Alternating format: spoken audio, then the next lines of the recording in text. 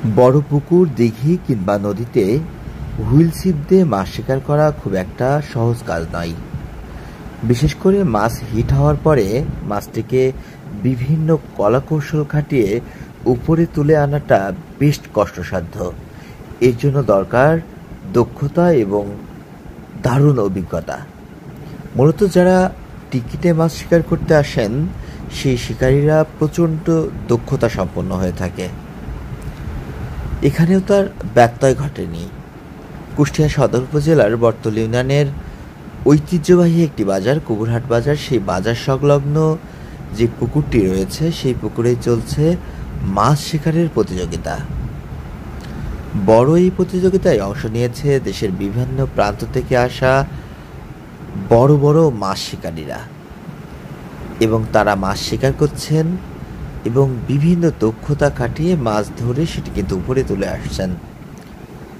এখানেই এক ভাইয়ের মাছ হিট হয়েছে, তবে সেটি তোলার জন্য কতটা সময় কৌশল খাটাচ্ছেন, তার দক্ষতার প্রমাণ দিচ্ছেন, সেটি আসলে সরাসরি দেখাচ্ছি। বড় একটি কাতল মাছ হিট হয়েছে। ধারণা করা হচ্ছে 10 থেকে 15 কেজি ওজন হবে মাছটির। মাছটি হিট হওয়ার পরে দীর্ঘ সময় ধরে এই শিকারী মাছকে খেলা করাচ্ছেন, অর্থাৎ এই যে সুতো সেই সুতো ছেড়ে দিচ্ছেন, আবার টেনে কাছে আনছেন। লম্বা একটি সময় কিন্তু এই মাছের পেছনে ব্যয় করছেন। কারণ যদি এই বড় মাছ ধরতে কৌশল না খাটানো যায়, অর্থাৎ মাছ যেভাবে খেলা করতে চায় তাকে ঠিক সেইভাবে খেলা যদি না করানো যায়, তাহলে তার শক্তির বল প্রয়োগ করে বড়শি নিয়ে কিন্তু ছুটে যাবে, অর্থাৎ সুতো ছিঁড়ে মাছটি পালিয়ে যাবে। তবে একজন শিকারী, যারা দক্ষতা সম্পন্ন শিকারী, তারা কিন্তু এই মাছকে তাদের ইচ্ছা মতো খেলা করায়, এবং যখন এই মাছটি ক্লান্ত হয়ে যায় তখনই মাছটি উপরে তুলে আনা হয়।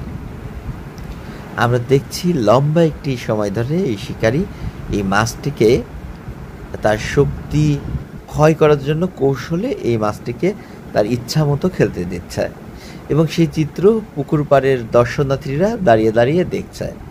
অর্থাৎ দেশের বিভিন্ন প্রান্তে থেকে আসা যেসব দক্ষতা সম্পন্ন শিকারীরা মাছ ধরছেন এবং সেই মাছটি কিভাবে উপরে তুলছেন, তাদের সেই দক্ষতা দূর থেকে দর্শনার্থীরা দেখছেন।